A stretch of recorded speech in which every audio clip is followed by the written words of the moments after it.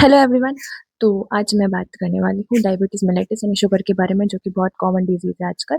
इसके बारे में मैं इसलिए बात करना चाहती हूँ क्योंकि इसके जो कभी-कभी ऐसा होता है कि अनडायग्नोस्ड रह जाती है, जिसकी वजह से इसके कॉम्प्लिकेशंस हो सकते हैं।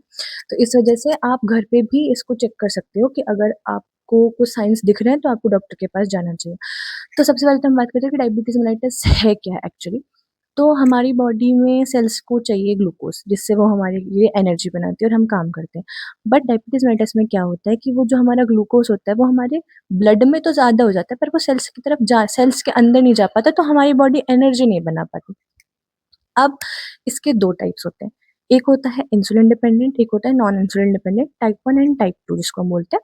तो एक में होता है कि इंसुलिन जो हमारा हार्मोन है उसका प्रोडक्शन ही नहीं हो रहा है, और दूसरा इसमें ऐसा होता है कि रिसेप्टर्स डैमेज हो जाते हैं। तो इंसुलिन होता है पर रिसेप्टर्स डैमेज हो जाते हैं, जिसकी वजह से ग्लूकोज़ ट्रांसफर नहीं हो पाता। अब हम बात करते हैं कि आप कैसे चेक कर सकते हो कि आपके अंदर डायबिटीज़ के साइन्स हैं या नहीं हैं।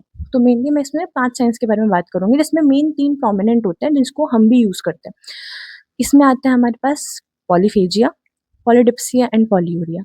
पॉलीफेजिया का मतलब है कि आपको बहुत ज़्यादा भूख लग रही है। पॉलीडिप्सिया का मतलब आपको बहुत ज़्यादा प्यास लग रही है, एंड पॉलीयूरिया का मतलब है कि आपको बहुत ज़्यादा टॉयलेट जाना पड़ रहा है। अब हम कभी-कभी ऐसा सोचते हैं कि हमने ज़्यादा पानी पिया है, इसकी वज़ह से हमें बार-बार टॉयलेट जाना पड़ रहा है। तो इसके लिए आप ऐसा सोच सकते हो कि आपको नाइट में, अगर आपको रात में 2 से 4 या 2 से 3 बजे के बीच में बार-बार टॉयलेट जाना पड़ रहा है, या फिर आपको फ्रीक्वेंटली नाइट में बार-बार 3-4 बार उठ के जाना पड़ रहा है अगर आपको टॉयलेट, तो ये एक साइन हो सकता है। अब हमारा जो चौथा पॉइंट आता है, वो आता है कि फटीग, मतलब आपको ऐसा लग रहा है कि आप खाना खा रहे हो, सब कुछ हो रहा है, पर आपको एनर्जी नहीं मिल रही है। मतलब आपकी बॉडी फिर भी वीक वीक फ़ील कर रही है, आपको फिर भी ऐसा आलस आ रहा है, तो ये भी हो सकता है। और एक पाँचवाँ, कि अगर आपको कहीं चोट लगी है और उसको जनरली सही होने में 1 दिन लगता है फॉर एग्ज़ाम्पल, तो आपको अब 2 दिन लग रहे हैं और ज़्यादा लग रहा है। तो इसमें मतलब आपको चोट लगी है तो वो हील नहीं हो पा रही है। तो ये मेनली 5 सिम्पटम है जो आप देख सकते हो कि हाँ, ये चीज़ अगर आपके साथ हो रही है, तो आपको डॉक्टर के पास जाने की ज़रूरत है। अब इसके बारे में बात करना इसलिए भी इम्पोर्टेंट है क्योंकि इसके कॉम्प्लिकेशंस बहुत खतरनाक होते हैं। जैसे कि इसके कॉम्प्लिकेशंस में आता है न्यूरोपैथी, नेफ्रोपैथी, रेटिनोपैथी या फिर डायबिटीज़ कीटोएसिडोसिस जिसको हम बोलते हैं। तो न्यूरोपैथी में होगा कि आपके हाथ-पैरों में आपको झनझनाहट सी ऐसा होता है, तो वो न्यूरोपैथी होती है, मतलब आपकी नर्व्स जो है, आपकी जो नर्व्स हैं वो डैमेज हो रही हैं। फिर आता है हमारे पास नेफ्रोपैथी। नेफ्रोपैथी में हमारे पास आता है कि आपकी किडनी डैमेज हो रही है, और हमारे पास आता है रेटिनोपैथी, यानी कि आपकी जो आँखें हैं वो डैमेज हो रही है, तो आप अंधे भी हो सकते हो अगर ये अनट्रीटेड रह गया तो। तो इसीलिए आपको बहुत ज़्यादा ज़रूरत है फ़ोकस्ड रहने की इन चीज़ों के बारे में।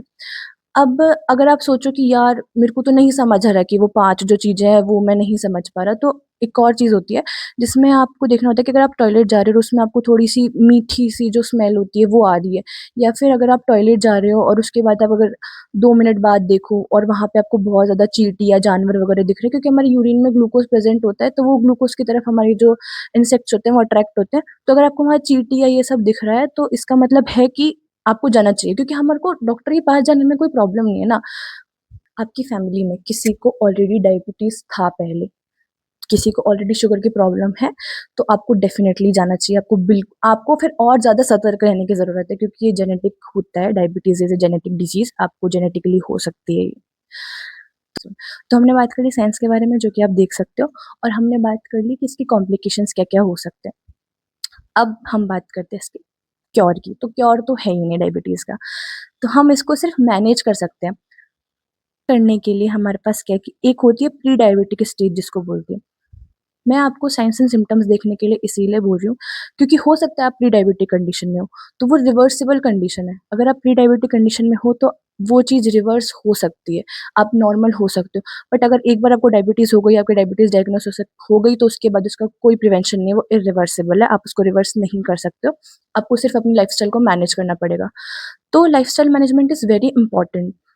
आपकी जो सेडेंटरी लाइफ़स्टाइल है, सोना, उठना, ये आपको छोड़ना पड़ेगा। तो उसके लिए आपको एक्सरसाइज़ करने की ज़रूरत है। आप जो खाना खा रहे हो उसकी मॉनिटरिंग करने की ज़रूरत है कि इसमें कितनी कैलोरीज़ है, कितना मेरे को वर्कआउट करना है, कितना क्या करना है। आपको स्लीप साइकिल जो है उसका प्रॉपर ध्यान रखना पड़ेगा। इफ मतलब ये है कि ये आपको, अगर आप प्री डायबिटीज़ में हो या अगर आप नॉर्मल भी हो ना, तो भी ये चीज़ आपको करनी पड़ेगी। और अगर आपको डायबिटीज़ डायग्नोस हो चुकी है, तो आपको अपनी शुगर की प्रॉपर मॉनिटरिंग करनी पड़ेगी। उसके लिए किट आता है, आप वो किट खरीद लो। अगर जिनके भी घर में किसी को शुगर है तो वो किट आता है, उसको खरीद लो। रेगुलर मॉनिटरिंग करते रहो कि कितना शुगर चल रहा है, क्योंकि रही है। एक लास्ट चीज़ मुझे ये बोलनी है कि मैंने कई बार देखा है कि डॉक्टर सबको प्रेस्क्राइब करते हैं HbA1c का एक टेस्ट होता है वो कराने का, जो हर 3 महीने में टेस्ट होता है। अब बहुत से लोग जो हैं वो उसको इग्नोर कर देते हैं कि हमारा शुगर नॉर्मल चल रहा है, तो हम इसको इग्नोर कर देते हैं HbA1c को। बट आपको वो इग्नोर करने की ज़रूरत नहीं है, आपको वो इग्नोर नहीं करना चाहिए, क्योंकि ये जो डॉक्टर्स होते हैं उनको पता लगता है कि आपकी 3 महीने से जो आपका लास्ट 3 मंथ्स है उससे शुगर कितना कंट्रोल चल रहा है।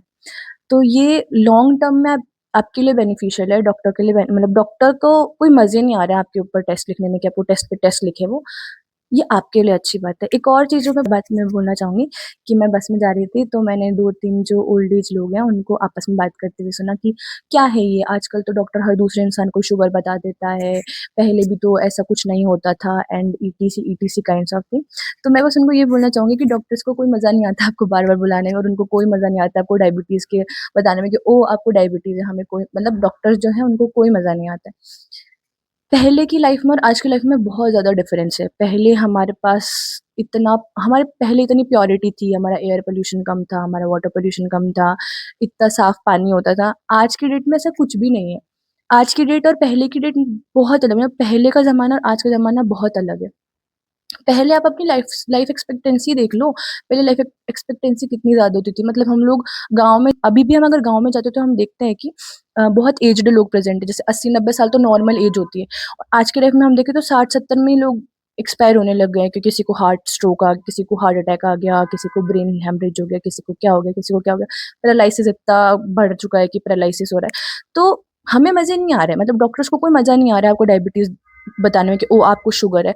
इट्स जस्ट कि आज की लाइफ़स्टाइल ही ऐसी हो चुकी है, हमारी सेडेंटरी लाइफ़स्टाइल हो चुकी है कि हमें ऐसा होता है कि बस लेटे रहो, कुछ करो मत, ये वो। तो प्लीज़ डॉक्टर्स को ब्लेम करना बंद करो, एंड वो आपको ट्रीट ही करने की कोशिश कर रहे हैं, वो आपको अपना अपना बेस्ट देने की कोशिश कर रहे हैं, तो just respect them also because they are also human beings. And yeah that's it for the video. और अगर आपको लग रहा है कि आपकी फैमिली में जो मैंने साइंस बताए वो किसी को प्रेज़ेंट है, या फिर अगर आपकी जेनेटिक कंडीशन है ऐसी कुछ, तो चेकअप करा लो यार, चेकअप कराने में कोई दिक्कत नहीं है। अगर आपको डायग्नोस हो सकता है तो वो मैनेज भी हो सकता है। लेकिन अगर वो डायग्नोस ही नहीं हुआ तो it can be life threatening. So yup, that's it for the video. Thank you so much and follow for more.